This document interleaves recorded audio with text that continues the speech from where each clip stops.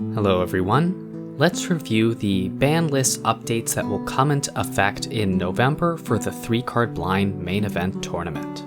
As a community, you voted on these 5 cards to determine whether you would like them to remain legal in the format or be added to the ban list. For each card, you were able to vote +2, +1, +0, -1, or -2 to express your opinion on those cards individually, where a positive number indicated you would like the card to remain legal, and a negative number indicated that you would prefer the card to be banned. In the interest of getting you the information you need to start brewing as quickly as possible, I wanted to let you know up front that Wasteland, Chancellor of the Forge, and Curse of Silence will be added to the ban list in November, and Nezumi Shortfang and Hexdrinker will remain legal.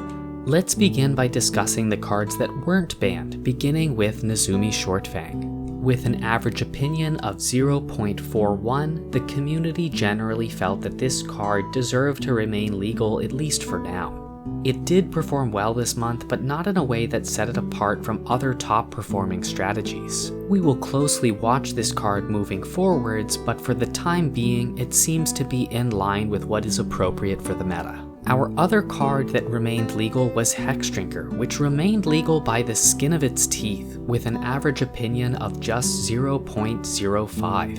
We can also see in the chart that the distribution of votes was pretty flat, indicating that players had mixed opinions of mixed strengths about this card. Hexdrinker has been a strong performer and a part of the meta for a long time, but this month it stood out due to its 5 pod wins. That being said, an explanation for why the community had mixed feelings about it is that Wasteland was a major contributor to these pod wins, where 4 out of the 5 were Hexdrinker combined with Wasteland. I suspect this won't be the last time we will see Hexdrinker on the ban vote, but perhaps another few months will give us a better sense of whether the card belongs in the meta or not. Now let's take a minute to talk about the cards that actually were banned as a result of this vote, beginning with Wasteland, which had an average opinion of -0.88, making it clear that the overwhelming majority of the community felt that this card would not be healthy for the format long term or at all.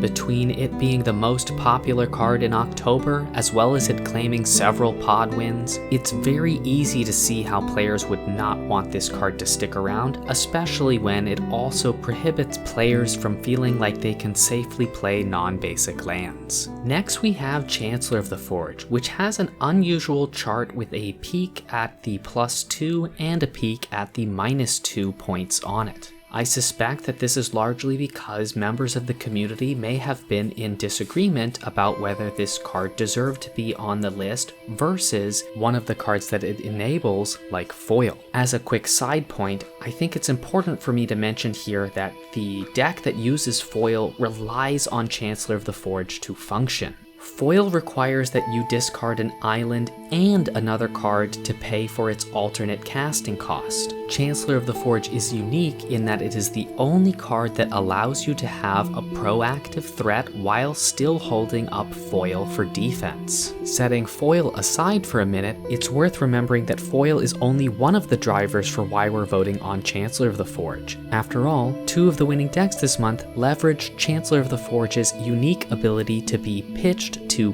cast spells to help power those decks. I think that Chancellor of the Forge could be a cool card to revisit with an unban in the future, but for the time being, it will be a relief to see a meta that is absent of Foil, Fury, and Pyrokinesis. And the final card being added to the ban list this month is Curse of Silence, which had an average opinion of -0.60. I was surprised to see the vote for Curse of Silence come in so negatively. For a card that made up a small portion of the meta, it clearly left some strong impressions on people. I think its similarities to cards like Thoughtseize and Anointed Peacekeeper can't be understated. I imagine that most of the folks voting negatively on this card felt similarly to how I do, which is that cards that can promise a pretty high floor for average performance by winning the game most of the time when it takes the first turn really shouldn't be so effective that they can claim several pod wins under the right circumstances. I think Curse of Silence is significantly less offensive than Thoughtseize and Anointed Peacekeeper, so I do think we could see the card make a return in the future, but for the time being, it is a welcome addition to the ban list. And as we wrap up here, I did want to remind everyone that supporters of the channel through Patreon, YouTube, or server boosters on Discord all gain the privilege to participate in the Unbanned Vote, which runs in parallel to the ban vote.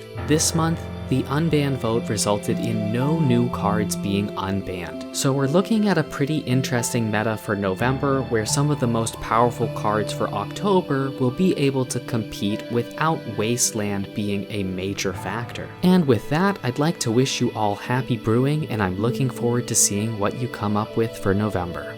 Thanks for watching, everyone, and see you soon.